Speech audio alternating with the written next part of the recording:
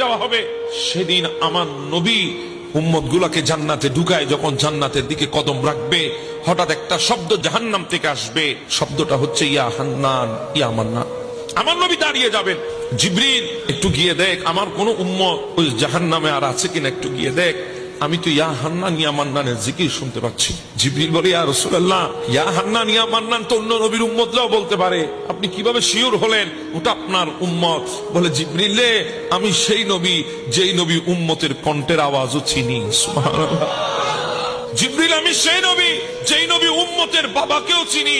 উম্মত কোন জায়গা থেকে আমাকে সালাম দে তাও আমি বুঝতে পারি। উম্মতের কণ্ঠের আওয়াজ আমি নবী জানি, আমি নবী, ওটা আমার উম্মত হবে। কেন জানিস? কারণ সমস্ত পয়গম্বরের উম্মতরা মিলে যত আল্লাহর আসমাউল হুসনা 99 নামের জিকির যত করে নাই, আমার উম্মত তার চাইতে বেশি করেছে।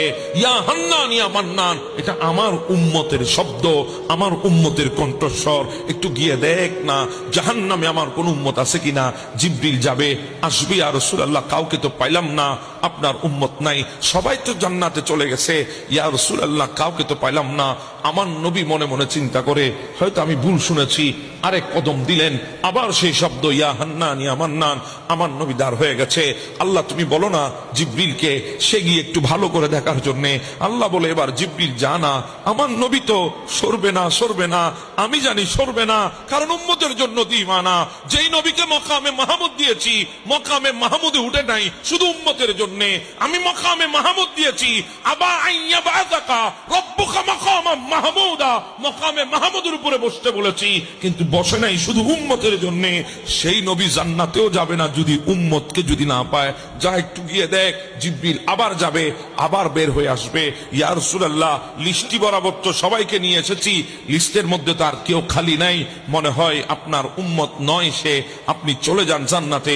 আমার নবী আবার কদম দেবে, আবার শব্দ আসবে, আবার যখন শব্দ আসবে আমার নবী দাঁড়িয়ে যাবে। আল্লাহ জিবরিল কি ভালো করে দেখবে নাকি আমি নবী জাহান্নামের দিকে রওনা করব? আল্লাহ বলে ইয়া রাসূলুল্লাহ যাবেন না। বলে কেন? বলে ওখানে গেলে আপনার নূরের তাজাল্লিতে ৩,৫০০ বছর ধরে যে আগুনকে জ্বালিয়ে আমি জাহান্নামের আগুনকে কালো করেছি, ওই আগুন মুহূর্তের মধ্যে ফুল হয়ে যাবে। সুবহানাল্লাহ। আপনি সেখানে যাবেন না। জিবরিল যা একটু ভালো করে দেখ, না পাওয়া পর্যন্ত আসবি না। জিবরিল যাবেন, গিয়ে দেখবে অনেকগুলো স্তূপের নিচে একজন বান্দা, সিনা ওই বান্দা শরীর আর শরীর নাই, ক্ষত বিক্ষত হয়ে গেছে, আগুনে ঝলসে গেছে। ওই বান্দা শুধু ওটা ঠোঁট নড়ে, ইয়া হান্নান ইয়া মান্নান। জিবরিল বলে তোমার নবীকে? বলে আমার নবী, নবী আখিরুজ জামান, আল্লাহর পেয়ারা মাহবুব নবী, নবী আখিরি নবী। তখন বলে হ্যাঁ, তোমার কণ্ঠের আওয়াজ নবী